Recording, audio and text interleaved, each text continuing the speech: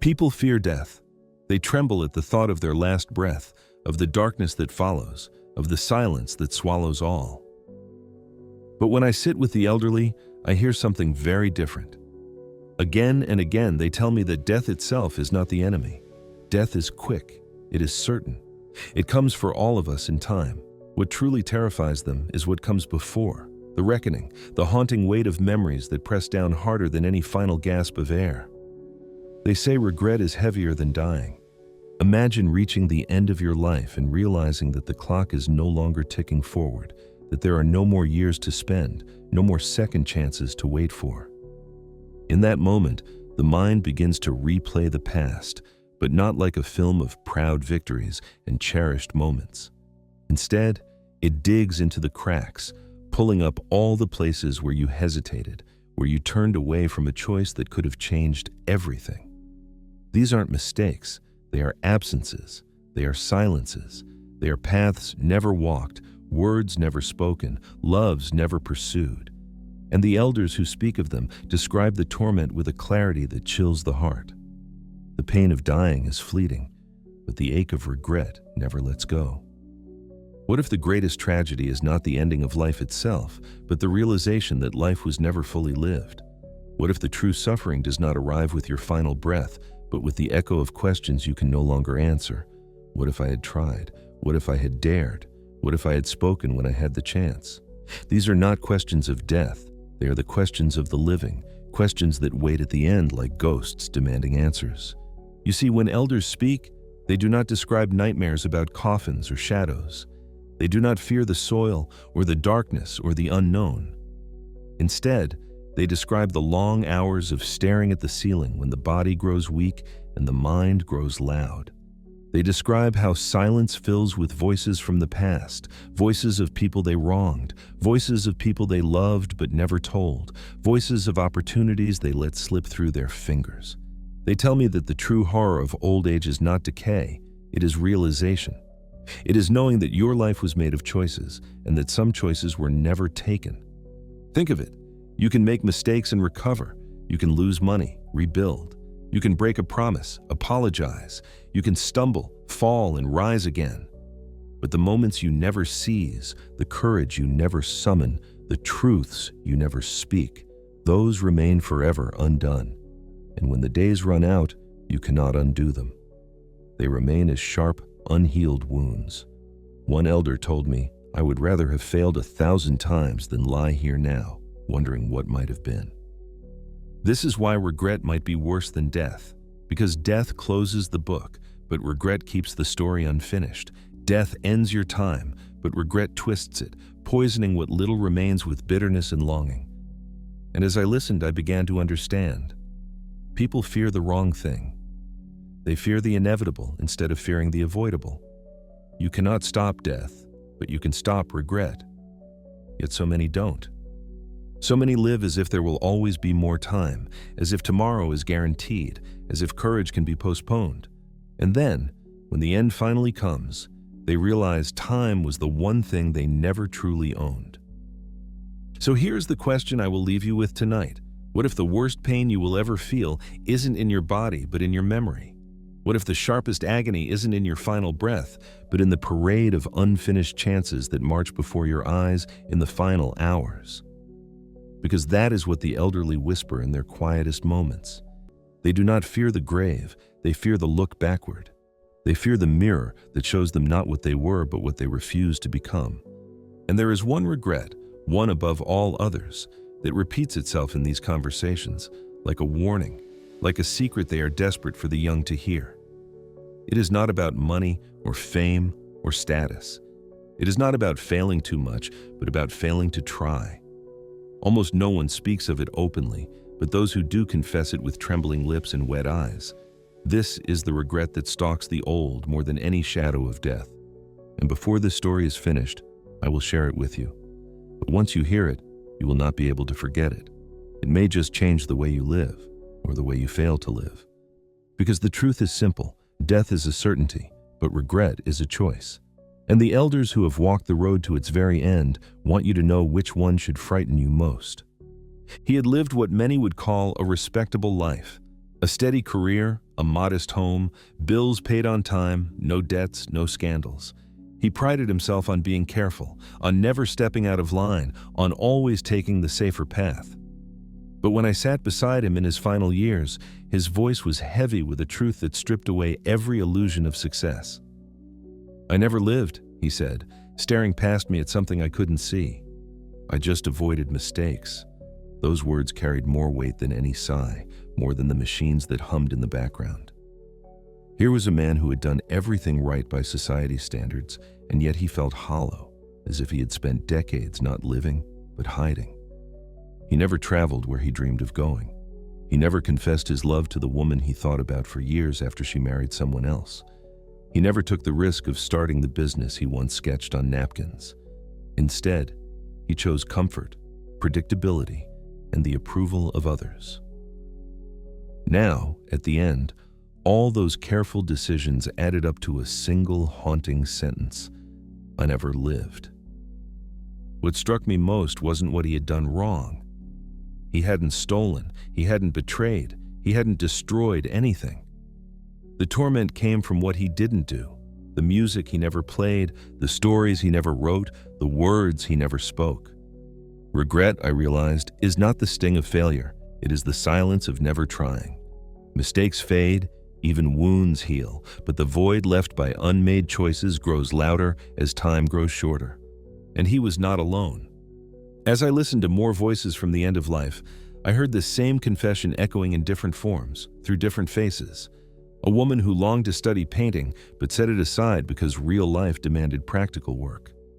A grandfather who dreamed of moving west, but stayed because it was easier not to uproot. A teacher who wanted to write novels, but never dared to be rejected. They all looked back, not with anger at what they had done, but with sorrow for what they had not dared to do. The pattern was too clear to ignore. Over and over, the same hidden truth emerged. It wasn't recklessness that haunted them. It was caution. It wasn't the scars of failure that burned in their final hours, but the shadows of roads they never walked. And as they confessed these truths to me, I felt as though they were issuing warnings, not just to me, but to anyone willing to listen. Here's the suspense that lingers like a whisper. What if this isn't the rare exception? What if the weight of missed chances is the most common regret of all? What if, when the end comes for you, it won't be your mistakes that haunt you, but the haunting silence of the life you never allowed yourself to live? And though each story was different, each ending unique, the regrets began to overlap, pointing to something deeper, something shared. There was one regret that repeated itself like a drumbeat beneath their words, one unspoken truth that tied their voices together.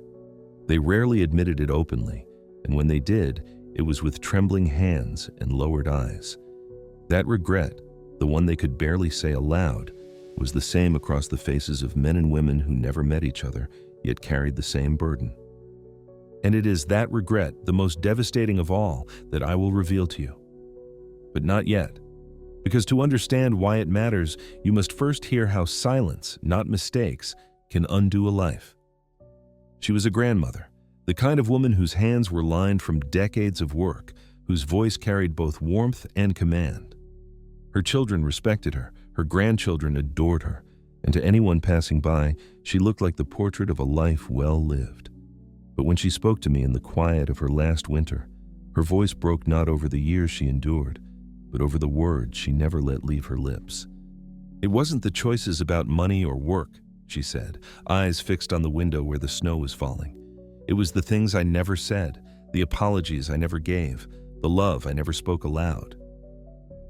She told me of an argument with her sister decades earlier, a small quarrel that hardened into silence. Days turned into months, months into years, until death took her sister suddenly. She never said she was sorry. That silence had gnawed at her for half a lifetime, sharper than any insult ever exchanged. The fight faded, she admitted, but the silence never did. And then there was her father. A stern man, difficult, demanding. She longed as a girl to tell him she loved him, even as he aged, even as his health declined. But every time the words caught in her throat. When he died, she sat by his bed, whispering the words too late. It's strange, she told me, how the tongue weighs heavier than the body, You think you'll have another day to say it. Then the days are gone. Her story struck a deeper chord than anything about careers or ambitions. Because here was a woman whose regrets were not about what she had done, but about what she had withheld. It made me wonder, what is worse, failing in love or never daring to express it at all? Is rejection more painful, or is silence the true thief of peace? Her story revealed something that echoed in many others. Mistakes in love, errors in judgment, even heartbreak, they all heal with time, or at least soften into scars. But silence has no closure. Silence lingers. The words unsaid replay themselves endlessly because the mind keeps rewriting the past with sentences that were never spoken. It becomes a loop with no ending, a conversation that can never be finished. As I listened, I realized this was not her burden alone. Other elders, too, confessed that their deepest regrets were not in their actions, but in their silences. A husband who never told his wife how proud he was before illness carried her away. A son who never reconciled with his mother because he thought there would always be another holiday, another phone call. A father who never said, "I love you" to his children until he was too weak to speak. These stories repeat with eerie similarity, as if silence has robbed more lives than failure ever could. And so, the pattern grows clearer. Mistakes do not define the end of life. Silence does. For in silence, we bury apologies, confessions, and expressions of love that might have changed everything. Silence robs not only the one who keeps it, but also the one who never receives the words. The grandmother's eyes watered as she gripped my hand and whispered, "Don't let silence win." And in that moment, I felt the weight of all the voices that had told me the same in different ways, all of them pointing toward the same truth, that silence, more than mistakes, is the thief that haunts the dying. But her warning, like the others, hinted at something deeper, something unspoken that they all seemed to circle around. Because if silence robs the heart, what about time itself? What happens when the days we thought we owned vanish and silence is no longer a choice but a prison? That too was a story I was told, and it was even heavier. He leaned back in his chair, his hands trembling slightly as they rested on the wooden arms polished smooth by years of use. His voice was quiet, but every word seemed to hang heavy in the air. "I thought I had decades," he said, pausing as though listening to the echo of his own confession. But decades vanish in a blink. His life had not been wasted in the obvious sense. He had worked, he had provided, he had raised children who went on to live lives of their own. But when he spoke of time, it was not the grand milestones he mourned. It was the ordinary days, the afternoons he rushed through, the mornings he dismissed as unimportant, the long stretches of routine he believed would always stretch further. Only when his body weakened, only when his days were counted, did he see that those plain, unremarkable hours had been the treasure all along. "I kept waiting for life to start," he admitted, shaking his head. "I kept thinking, once I finish this job, once the children are older, once I retire, then I'll live. But all that waiting became my life. And now there is no more waiting left." There was something terrifying in his words, because they revealed a truth we all feel but rarely face. We imagine that time is abundant, that years stretch endlessly ahead. We convince ourselves that the future will give us the chance to fix what we avoid today. But the future is a trickster. It looks vast until suddenly it collapses into a handful of remaining breaths. And in that instant, the ordinary days we rushed past become priceless, untouchable, and gone. He told me that, in his youth, he had been impatient. He wanted success, stability, the approval of others. To him, days were simply stepping stones to something greater. He never paused to savor them, never stopped to treat them as ends in themselves. Now, in his final season, he looked back and realized that life is not built on milestones, but on those very days he had dismissed. "The treasure was in the hours I never noticed," he said, "and I can't get them back." The dread in his eyes was not just about what had passed, but about what remained. For as he grew older, he explained, regret did not fade. It multiplied. Each missed opportunity bred another, and with every passing year, the chances to repair them shrank. When you're young, you think there will be time to go back, to fix it, but there comes a point when you know there is no going back. The door has closed. This repeating motif, this cruel pattern, is what so many elders revealed to me. Regret is not static. It grows, it sharpens, it becomes heavier with each season of life, while the strength to bear it weakens. The words unsaid become impossible to speak. The dreams deferred become impossible to chase. And so regret is not simply a wound, it is a wound that deepens as time runs out. His story lingered with me because it reframed everything I thought I knew about life and time. We fear loss at the end, but he feared something greater. Realizing too late that the ordinary days, the quiet mornings, the laughter around the dinner table, the walks under fading sunlight, those were the gold he had overlooked. He had traded them away, not for disasters or tragedies, but for distractions and delays. And as he told me this, I could feel the same truth pressing against the voices of others. Different lives, different paths, but all circling the same haunting realization that regret does not arrive all at once. It builds piece by piece until it towers over you. And by the time you see it clearly, there is no more time left to tear it down. But if missed chances and wasted days leave such scars, then what is the heaviest regret of all?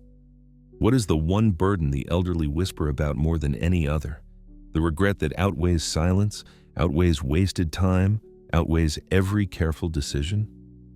That answer, I found, lies in the final confessions, and it is a truth that once heard cannot be ignored. Across dozens of conversations, through countless hours of listening to voices softened by age and sharpened by truth, a single theme rose again and again. It wasn't mistakes that haunted them, not the risks that went wrong, not the failures that ended in tears, not the losses that scarred their past. Those faded, they said, like old bruises. The deepest regret, the one that clung to them even as their strength failed, was simpler and far more devastating. It was the chances they never took, the what-ifs. What if I had told her I loved her? What if I had followed that dream instead of burying it under fear? What if I had spoken up when it mattered? What if I had lived boldly instead of carefully? The room grows heavier when these questions are whispered. They carry no resolution, no closure. A mistake teaches. A failure hardens. Even a loss brings its own kind of clarity, but the what-ifs remain open wounds. They multiply in silence, circling endlessly in the mind of the dying, because there will never be an answer. They are the ghosts of unlived lives, shadows of the people we might have become. One man, near the end, gripped my hand and said, "I spent my life avoiding fear, but fear would have passed. Regret doesn't." His eyes were wet as he spoke, because he knew. Fear dissolves the moment you confront it, but regret only deepens the longer it is ignored. Think about that for a moment. The very things you fear today, the rejection, the embarrassment, the failure, they will one day be nothing. Dust in the wind. But the things you avoid, the words you don't say, the risks you refuse to take, those will not vanish. They will sit quietly in the corners of your memory, waiting, until one day they rise like a tide and drown out everything else. And this is why the elderly tell me regret is heavier than death, because death is final, but regret is eternal within the living memory. They say the pain of dying lasts a moment. The pain of regret lasts until the very end. So what does this mean for you? It means the fears that hold you back now, the risks you're afraid to take, the steps you're afraid to try, are nothing compared to the weight of never trying at all. Every day you postpone, every moment you silence yourself, every dream you set aside because it feels safer not to risk. It all builds into the same mountain the elderly describe. And when the time comes, you will not be able to climb it. You will only be able to sit beneath it, crushed by the weight of questions you cannot answer. What you fear today will one day be nothing. What you avoid may haunt you forever. Let that sit with you. Let it linger in the quiet of your own thoughts. Because in the voices of those who have lived to the very edge of time, there is no clearer warning. The cost of safety is regret, and regret is a prison no one escapes. And yet there is still something darker, something rarely spoken. Because beyond the missed chances and wasted time lies a regret so heavy that most elders will not confess it in daylight. They only whisper it when the room is quiet, when they believe no one is listening. It is the regret that lives beneath all the others, the one they hope you never carry. And that I will share with you next. But there's one regret elders rarely say out loud. They whisper it when the room is quiet, when they think no one is listening. It's the regret buried deeper than missed chances, deeper than wasted time, deeper even than words left unsaid. I've heard it only in fragments. Broken confessions, trembling sentences, voices so soft they seemed afraid the air itself might carry them too far. And every time it felt less like a story and more like a warning. A secret no one wants to face, but everyone must. They do not write it down. They do not speak it at family gatherings. They guard it until the last hours, when there is no longer anything left to lose. And when they finally let it slip, the room changes. Their eyes grow distant, as if they're looking not at me, but at something behind me, something they wish could be erased. If you skip this, you'll miss the darkest lesson they leave behind, the one that explains why so many lives feel unfinished, why so many endings feel restless, the regret that eclipses all others, the regret they beg you not to carry. And once you hear it, you will never live the same way again.